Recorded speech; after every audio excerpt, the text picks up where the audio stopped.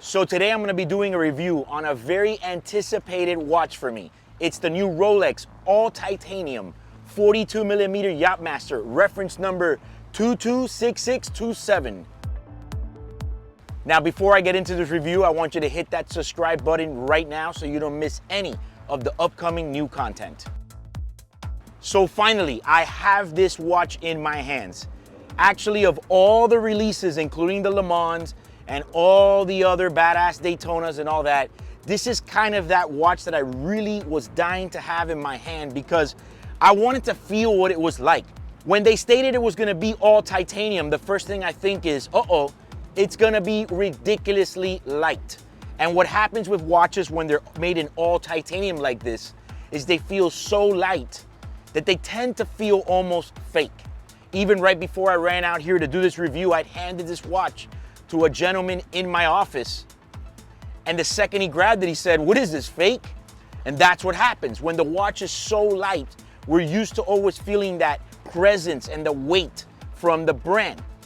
But believe it or not, I was already expecting this. But that is kind of what I was gonna like about this watch, because what I feel about this Yachtmaster is that it's gonna be the ultimate daily Rolex.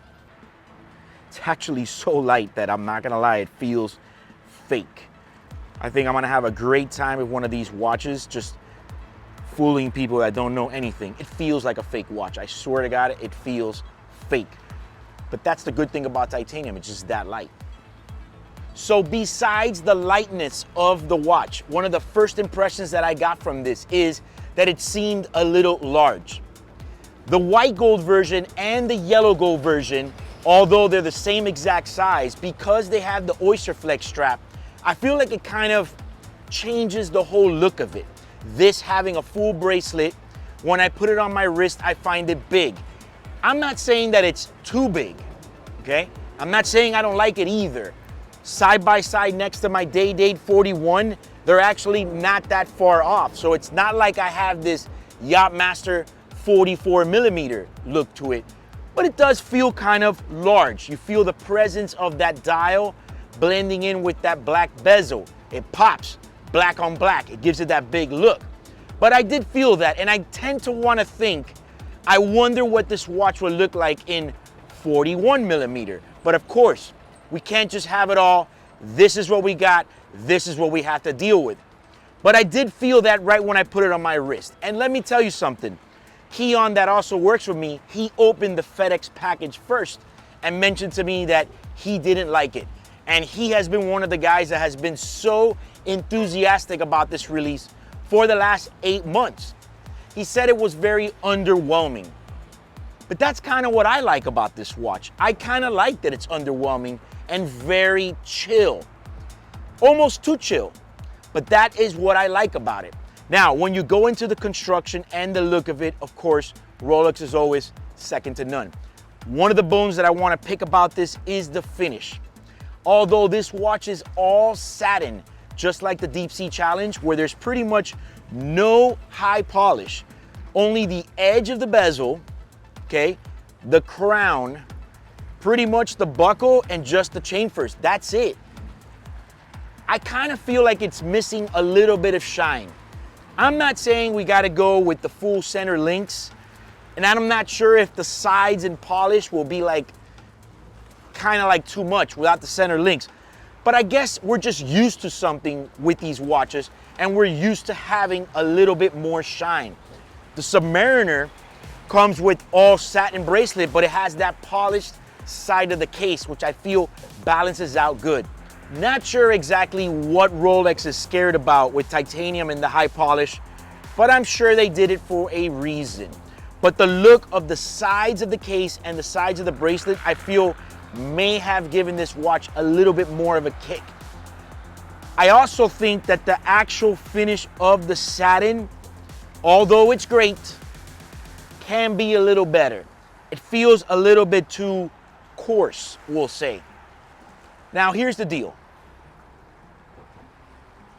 As much as I do like this watch, because yes, I kind of set my standards low. I knew that it was going to be very underwhelming. I knew that it was going to be light. But what I like about this watch is that it's something you can wear every day. You don't even feel it on your wrist. I mean, when you put it on there, right now this watch is not sized to my wrist. It's obviously a little bit bigger, but when you put it on, it almost feels like you're not wearing anything. That's kind of what I like about it. I feel like it has that ultra utility feel to it. The only thing about the finish of this watch is that I get a little bit of a Tudor vibe on it. Very strange. I never thought I would be saying that a Rolex has a Tudor vibe, but I guess it's because of the finish.